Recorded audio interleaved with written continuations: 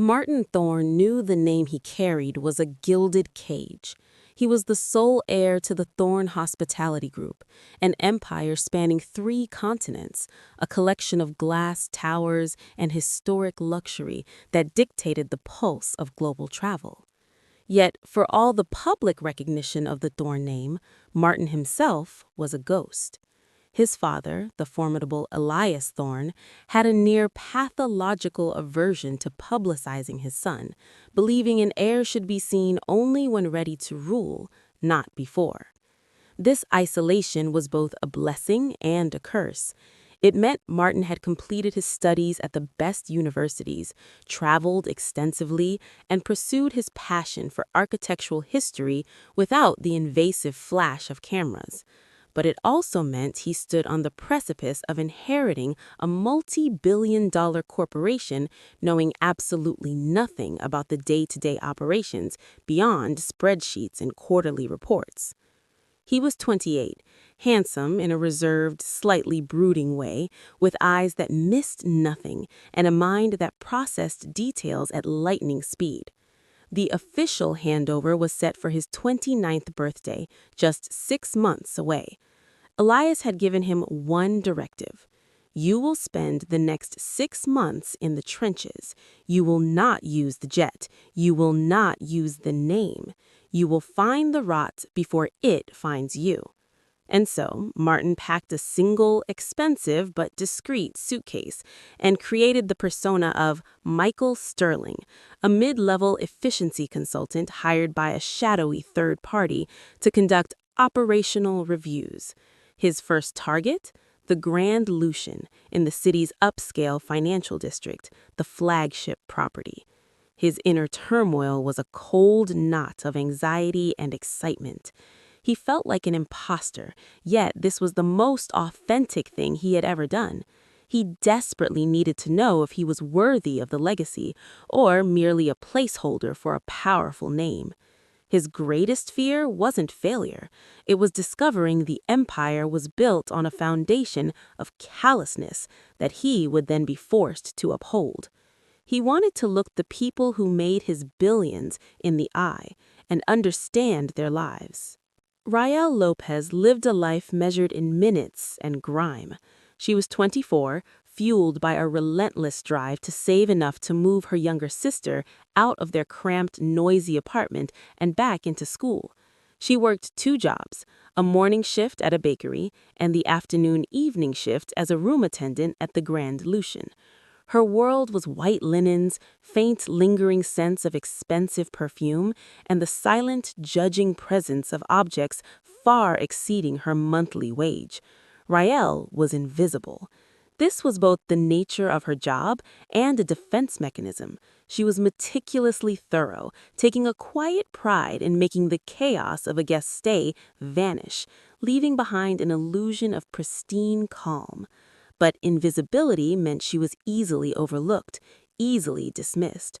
Her thoughts were a continuous ledger: how much she needed for rent, the cost of her sister's textbooks, the shame she felt at having to use the bus pass her manager gave her. She had a sharp mind, quickly noticing the small, telling details that separated a good guest from a truly arrogant one. She dreamed of going back to school herself, perhaps for interior design, where her eye for spatial harmony and color could be an asset, not just a tool for cleaning up after others. The emotional toll of being perpetually tired and undervalued weighed heavily.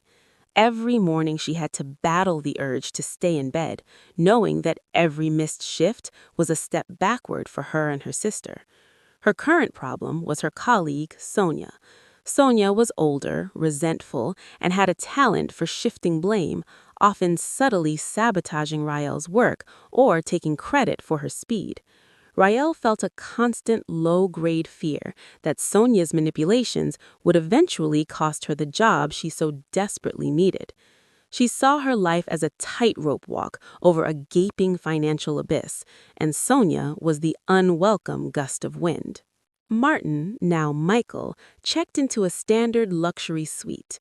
He refused the penthouse offered by the bewildered general manager, Mr. Evans, who had been informed only that Mr. Sterling was a confidential auditor. The suite was impeccable, yet Martin immediately began to notice the small discrepancies that a true owner or a demanding guest would find. A faint streak on the Venetian mirror, a curtain hem that needed repair, the slightly sticky surface of the in-room bar fridge. These were the things that separated 4 stars from 5, the things that a rushed, overburdened staff might miss. He spent his first 2 days observing from the periphery, eating in the hotel cafe, sitting in the lobby, noting the interactions between staff and guests. The front-of-house staff were polished, professional, yet clearly rehearsed. The real drama, the real effort, he suspected, was happening behind the swinging doors of the kitchen and the service elevators. He found himself drawn to the quiet diligence of the housekeeping staff. They moved like silent operatives, armed with carts and vacuums. He saw the sheer physical labor involved, the speed required to turn over a room in 30 minutes. One attendant in particular caught his eye. She was lean, moved with efficient grace, and seemed to carry the weight of the world on her shoulders. Her face, visible only in fleeting moments, held a look of intense concentration, a deep-seated worry that mirrored his own anxieties about the coming transition. He noted her badge name, Rael. Martin found himself making excuses to be near the service areas, not to spy on Rael, but to gauge the environment in which he worked. He overheard snippets of harsh managerial critique, the dismissal of legitimate complaints, and the relentless pressure to maintain an impossible standard of perfection on a shoestring budget. His initial observation confirmed his fear. The Thorn Group's profitability was in part being built on the silent, unseen backs of people like Rael. His knot in his stomach tightened. Rael was nearing exhaustion. The bakery shift had started at 4 a.m., and now, at 6 p.m., she was deep into the evening cleanup. She was assigned the presidential suite, which had just hosted a minor celebrity who had left behind a monumental mess. As she navigated the debris of champagne corks, discarded designer clothes, and crushed velvet, she felt a profound sense of class disparity. Her task felt like cleaning up after a Roman feast while subsisting on crumbs. Frustration was a hot, bitter taste in her mouth. She worked twice as hard as anyone else, yet Sonia always found a way to make her look inadequate. Just this morning, Sonia had loudly complained in the staff lounge about certain young people who lacked respect for seniority, a comment everyone knew was aimed at Rael. When Rael finally finished the suite, sweat beading on her temples, she was summoned to the housekeeping supervisor's office. Mr. Davis, a man whose permanent expression was one of weary disapproval, looked up at her with a familiar coldness. "Rael," he began, "a $5,000 diamond pendant has been reported missing from the recently vacated Henderson suite. You were the last attendant in there this afternoon." Rael's blood ran cold. The Henderson suite. Sonia had insisted on cleaning that one herself, claiming Rael needed a break. But the sign-out sheet, Rael remembered with a sick lurch, recorded her name. Sonia had used Rael's pen and logged her out for the suite right after Rael had left for the bakery. The accusation hit Martin like a physical blow. He was in the hotel's security office, ostensibly reviewing their digital archiving system for Sterling's audit, when he overheard the agitated conversation over the radio. A high-value theft, a diamond pendant, from the Henderson suite. The name Rael was mentioned. Martin, or Michael, maintained a neutral facade, but his mind went into overdrive. He immediately dismissed the notion that Rael was a thief. He had observed her quiet dignity, her focused work ethic, and the clear emotional strain of her situation. She was too exposed, too essential to her family, to risk everything for a piece of jewelry. The risk-reward calculation was nonsensical for someone in her position. He used his audit access to immediately pull the keycard swipe logs for the Henderson suite for the afternoon in question. His technical expertise, honed through years of managing his father's complex digital portfolio, allowed him to navigate the system with an ease that startled the on-duty security guard. The keycard log showed Rael entering at 3:15 p.m. and exiting at 3:45 p.m. However, 10 minutes later, at 3:55 p.m., the same room was accessed by another staff card, Sonia P. Martin zoomed in on the timestamps. Sonia's entry lasted only 2 minutes before she was back out. A quick 2-minute entry was not for cleaning. It was for something focused, something swift. He cross-referenced Sonia's current assignment, the executive floor lounge. Why was she in a just-vacated room on a lower floor when Rael was supposedly the last one in? The data screamed of a setup, a colleague returning to an unsecured room to plant or remove something, knowing the blame was already established on the last registered cleaner. Martin felt a surge of righteous anger, a feeling far more powerful than any board meeting anxiety. Rael sat in the supervisor's office, the air thick with the smell of stale coffee and implicit judgment. Mr. Davids hadn't officially fired her yet, but his words hung in the air like a death sentence. "The guest is adamant. You are the only one in there. We must maintain the integrity of the Grand Lucian, Rael. You understand." His tone was one of weary disappointment, the kind reserved for people who had failed to live up to the bare minimum of trust. Tears threatened, but she fought them back. Crying meant deceit. "Mr. Davids, I swear on my life I never went to that room. Sonia P. cleaned that suite. Please check the assignment sheet." She knew the truth was flimsy. The sign-out sheet had her name on it. Just as Davids was reaching for the termination papers, the door opened and Michael Sterling walked in, carrying a tablet. He didn't acknowledge Rael or Davids with more than a glance. His focus was entirely on the supervisor. "Mr. Davids, apologies for the interruption. I'm following up on a security query in this quadrant of the building. I've noted a discrepancy in the keycard access logs for the Henderson suite this afternoon. This is highly irregular, and for my confidential report, I need an immediate explanation." Davids, suddenly faced with data that contradicted his easy assumption of guilt, looked panicked. An internal security breach was far worse for his performance review than a simple firing.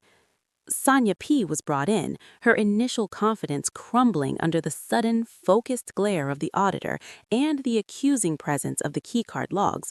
She stammered, trying to invent a plausible reason for re-entry: a dropped cloth, a forgotten piece of paperwork. Martin leaned in slightly. "Miss P., the system shows you were on the executive floor during that time. You made a 20-minute journey to the lower floor for a 2-minute entry. What was the purpose, and where is the diamond now?" The pressure, the direct confrontation, and the sight of her own name in the incriminating log broke her. She burst into desperate tears, confessing that she had seen the pendant when Rael was cleaning, and knowing the room would be briefly unsecured after Rael's departure, she had slipped in to take it, intending to frame Rael out of pure career-driven jealousy. She admitted to stashing the jewelry in a rarely used utility closet in the basement. The relief that washed over Rael was so intense it made her knees weak. It wasn't just the saving of her job, it was the saving of her dignity. The shame that had been tightening around her throat evaporated, leaving her gasping for breath.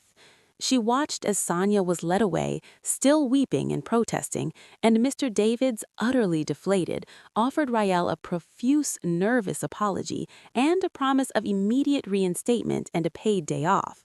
He knew he had come dangerously close to firing an innocent employee and triggering a major HR and security scandal, all of which would reflect poorly on him. Once the commotion died down, Martin turned to Rael, his expression softening slightly from the auditor's cold neutrality.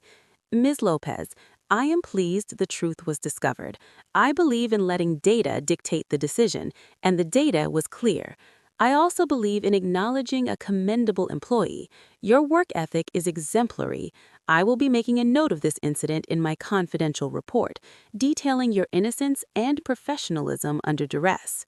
Rael looked at Michael Sterling, a complete stranger who had not only saved her livelihood, but in a way restored her faith in fairness. She saw past the tailored suit and the authoritative air to something genuine in his eyes, a fierce sense of justice. "Thank you, Mr. Sterling," she managed, her voice thick with emotion. "You saved me. I don't know how I can ever repay you." He gave a small, rare smile. "Just keep doing your excellent work, Rael. That is payment enough." He had, for the first time, felt the powerful, visceral satisfaction of using his influence for good, a feeling far superior to signing any deal. The next few weeks were a blur of intense focus for both of them. Rael, now viewed with a mix of respect and fear by the remaining staff, a survivor of the system, worked harder than ever, trying to put the incident behind her. She caught glimpses of Mr. Sterling around the hotel, in the kitchen, on the loading dock, reviewing maintenance logs. He was everywhere, observing, asking questions, his presence forcing a noticeable increase in managerial diligence. She often found herself thinking about him, his strange intensity, the way he seemed to see past the uniform and into the person. She was intensely grateful, but also profoundly curious. Who was this auditor who cared about a cleaning lady's integrity? Martin, meanwhile, was grappling with the aftermath of the Sonia P. incident. He had used his access to ensure Sonia was fired, but not criminally prosecuted. She returned the pendant, judging her crime to be one of desperation and jealousy, not pure malice. But the incident solidified his conviction. His father's company was a machine, and while efficient, it was prone to grinding down the small cogs like Rael.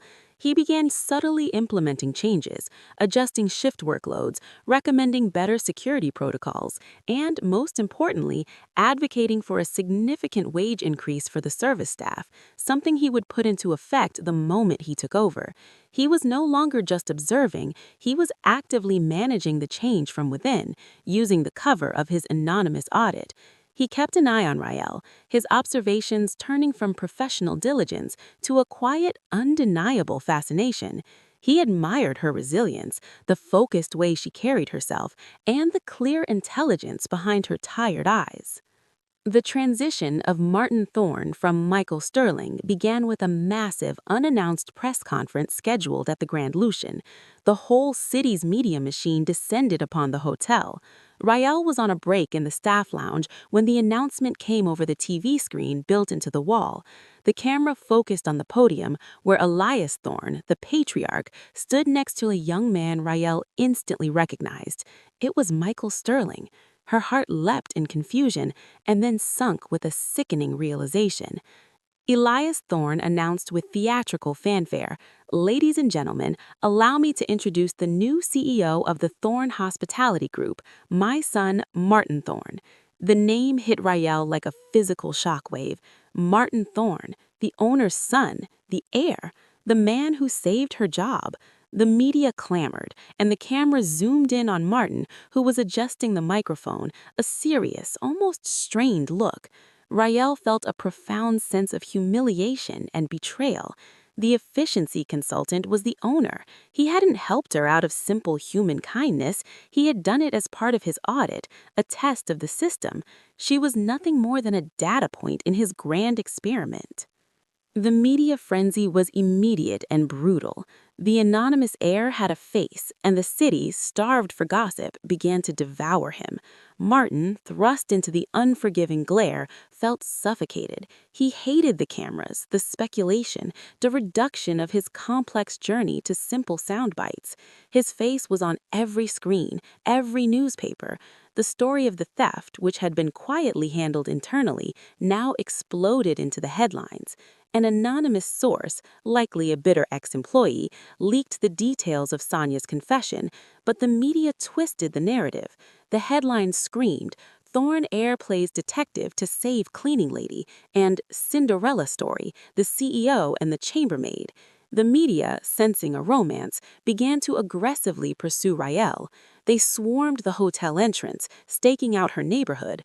The initial scrutiny was invasive. The second phase became dangerous. Paparazzi offered her neighbors cash for information, reporters shouted intrusive personal questions, and online forums, fueled by speculation and jealousy, became toxic. Her photograph, a grainy ID picture leaked from the HR file, was everywhere. Rael's quiet life was shattered. She couldn't leave her apartment without being chased. She tried to work, but the atmosphere at the Grand Lucian was unbearable. Every glance felt like an interrogation, every whisper a judgment. She was no longer Rael Lopez, the hard-working cleaner. She was Martin Thorne's Cinderella. Her sister was terrified, unable to understand why strangers were constantly shouting her name. The toxic environment made her realize a chilling truth. The media attention wasn't just speculation, it was jealousy weaponized. People resented the idea of an ordinary cleaner being associated with the city's most eligible bachelor, and their anger manifested as a threat to her safety and reputation. She called Martin's personal number, which he had discreetly slipped her before his reveal, under the pretense of follow-up for the audit. When he answered, his voice was tight. "Rael, I'm so sorry. I never intended for this." She cut him off, her voice trembling. "They're outside, Mr. Thorne. They're following my sister. I can't stay here. I'm resigning. I can't live like this." The fear in her voice was palpable, a genuine terror that transcended the professional. Martin, hearing the raw emotion, felt a surge of protective instinct that completely eclipsed his CEO responsibilities. Beyond it was over. The human cost was now real.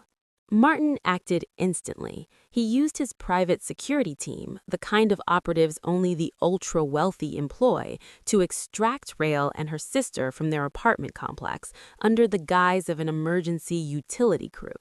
He relocated them to one of his family's completely unmarked, secure residential properties far outside the city center, a luxury apartment, minimalist and anonymous, designed for maximum security.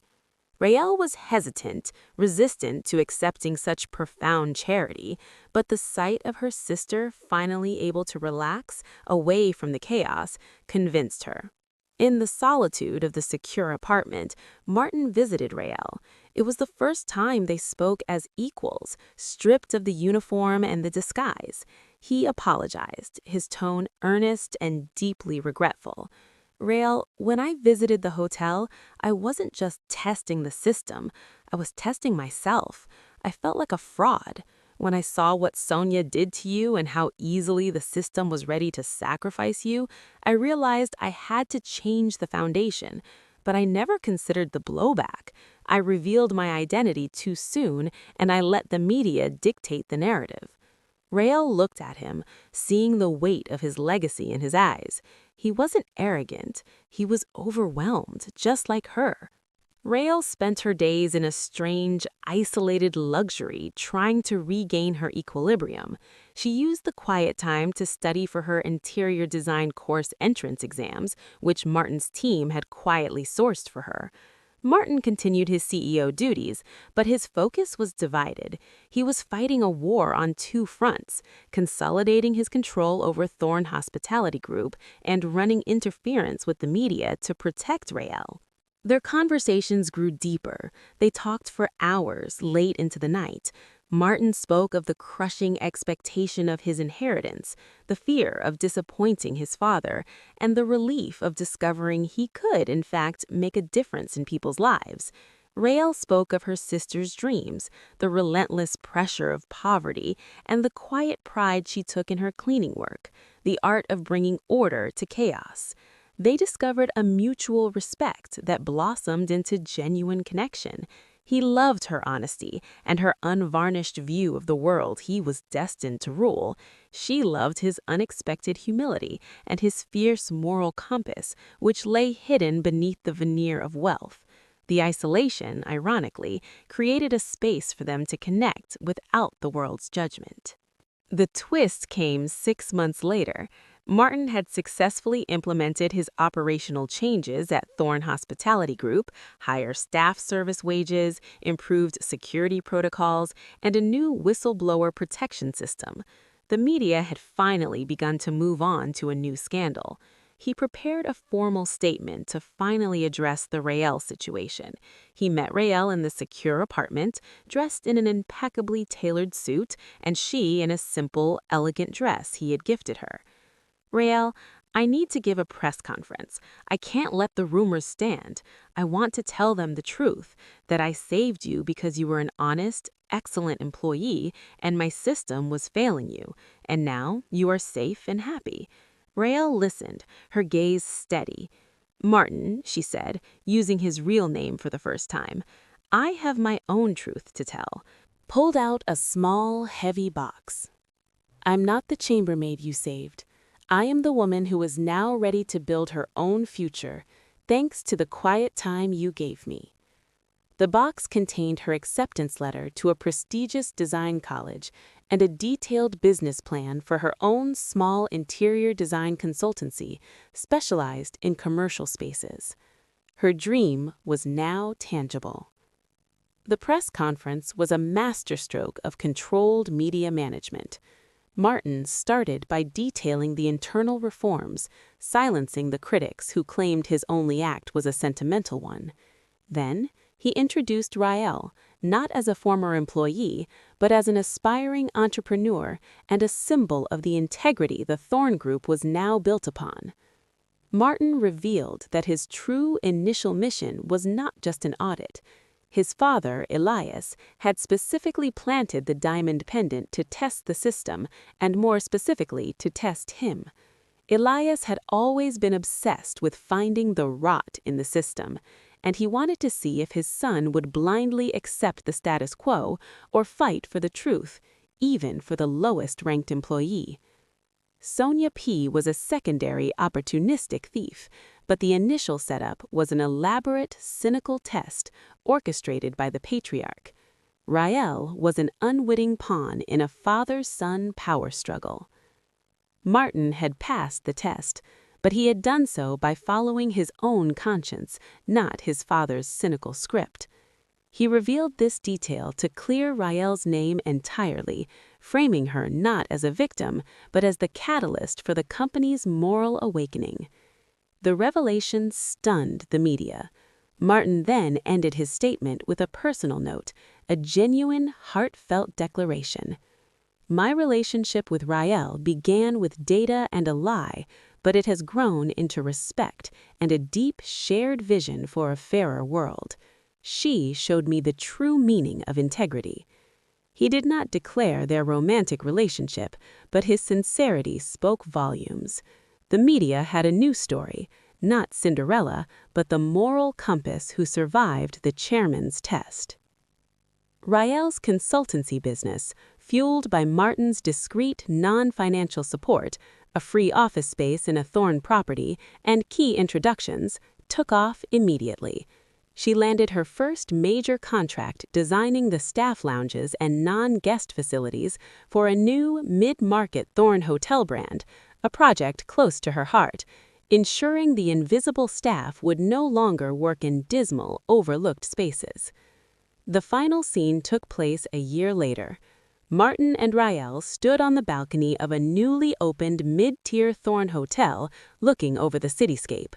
Rael was radiant, her tiredness replaced by the focused energy of a successful business owner. Martin was relaxed, the burden of his inheritance no longer crushing, but a tool he wielded with confidence. "I still can't believe your father set up the whole diamond thing just to test you," Rael mused, shaking her head. "It was cruel, but I suppose it showed him what you were made of." Martin smiled, his hand resting lightly on the small of her back. "It showed me what we were made of, Rael. If I hadn't been focused on you, your efficiency, your innocence, I would have missed the keycard log, and Elias would have dismissed me as just another corporate yes-man. You were my best audit finding." They had fought through the media storm, the social judgment, and the profound difference in their backgrounds. They had found common ground in their shared belief in justice and the desire to build something meaningful. Their relationship was private, strong, and built on the foundation of a life-altering, high-stakes lie that led to a greater truth. Martin turned to her, his eyes warm and sincere. "I am going to ask you a question that has nothing to do with data, audits, or corporate strategy. It is only about us." He reached into his pocket and pulled out a simple, elegant ring, not a massive diamond, but a brilliant, perfect sapphire. "Rael Lopez, will you agree to make my future as ordered and beautiful as the rooms you used to clean for me?" Rael's eyes filled with tears, but this time they were tears of overwhelming happiness. She didn't hesitate. "Yes, Martin Thorne," she whispered, her voice husky with emotion. "Yes, I will." They embraced, the high-rise cityscape, the symbol of his empire, stretching out below them. The wealthy heir and the former room attendant, two people who had found each other not despite their different worlds, but because one saw the rot in his and the other provided the vision to clean it up. The media would eventually find out, of course, but this time they wouldn't be reporting on a scandal, but a partnership, a union of power and purpose. Their happy ending wasn't just in marriage, but in the successful, meaningful lives they had built side by side, ever changing the landscape of the Thorne Group and their own hearts. Of power and purpose. Their happy ending wasn't just in marriage, but in the successful, meaningful lives they had built, side by side, forever changing the landscape of the Thorne Group and their own hearts. If this story touched you, don't forget to like the video and subscribe for more stories that inspire, teach, and entertain.